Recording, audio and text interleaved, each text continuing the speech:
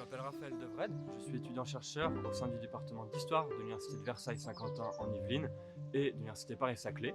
Je viens d'achever mon Master 2 d'Histoire culturelle et sociale et je vais commencer à la rentrée 2019 une thèse de doctorat en Histoire. Avant de vous présenter ma recherche, je dois vous présenter le lieu où je me trouve. Derrière moi se dresse le pavillon de la Faisanderie, qui est un pavillon de chasse du XVIIIe siècle qui a notamment accueilli les présidents de la République et leurs invités pendant les chasses présidentielles à partir de 1880.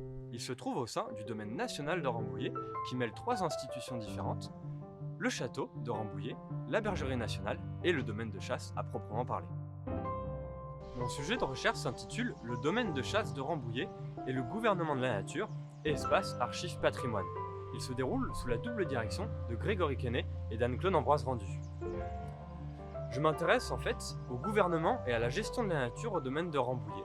Et je conçois la chasse comme un lien organique pour ce territoire qui permet d'associer les espaces, les acteurs et les activités. Cela passe de la forêt, des terres, des eaux, en passant par les gardes, les bergers, les animaux, que ce soit le gibier, les bestiaux ou les nuisibles. Et en tant qu'activité se mêlent la chasse, la sylviculture et l'agriculture. La méthode de l'historien est de se baser sur les documents écrits, c'est-à-dire les sources ou les archives, pour en faire une analyse historique. L'historien de l'environnement s'intéresse plus particulièrement aux sources qui traitent de la nature et à la nature comme un acteur de l'histoire. À Rambouillet, la nature devient même une source historique, puisque les terrets dans lesquels je me trouve témoignent d'un usage d'activités liées à la chasse et du coup d'un aménagement paysager tout à fait particulier et de la place de la nature comme acteur et source de l'histoire. Mon approche est interdisciplinaire. Elle se base sur une réflexion hybride faite d'archéologie environnementale, d'anthropologie et d'écologie qui viennent compléter l'analyse historique. Qu'est-ce qu'un tiret de chasse ? Il s'agit d'un aménagement paysager bien particulier. Il faut imaginer un rectangle constitué de lignes d'arbres. À chaque bout se situe une tête de battue et entre ces arbres se situent des haies. Leur nombre a bien évolué depuis leur création en 1805 sous Napoléon Ier. Il y avait à l'époque un layon central, un chemin principal dans lequel se déplaçait l'empereur. Puis le nombre a évolué en nombre de layons et du coup de haies. Sous la Restauration, il y avait 3 layons pour Charles X ou comte d'Artois et ses fils, les ducs de Berry et d'Angoulême. Ils ont fait évoluer les tirets en ajoutant 2 layons, ce qui menait le nombre à 5, et puis Napoléon III, sous le Second Empire, les a fait augmenter et a poussé jusqu'à 9 layons pour accueillir beaucoup de chasseurs et faire de ces chasses des moments de sociabilité, des moments curieux.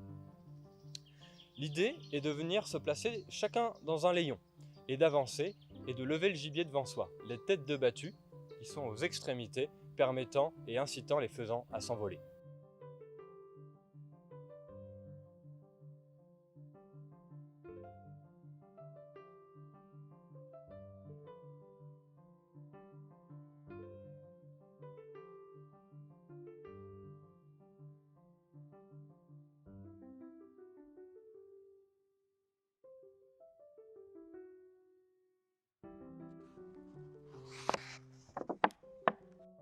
Je vais maintenant vous présenter une source tout à fait exceptionnelle, qui est l'Atlas de réformation générale des bois de la maîtrise de Rambouillet. Il s'agit en fait de l'Atlas commandé par le duc de Penthièvre entre 1779 et 1782, qui en fait propose l'aménagement de toute la forêt de Rambouillet, dont une partie de la forêt domaniale actuelle.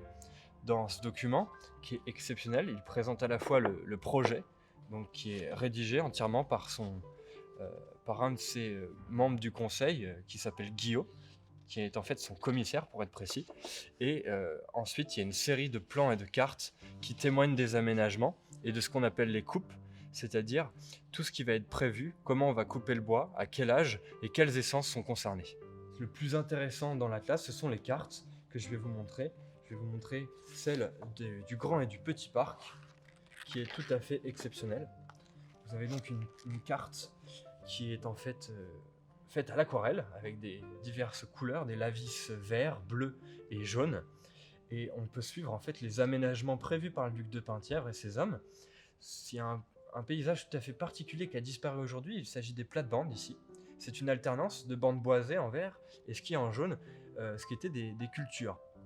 Ce reboisement a été en partie suivi par Louis XVI, qui a acheté le domaine, je le répète, en 1783.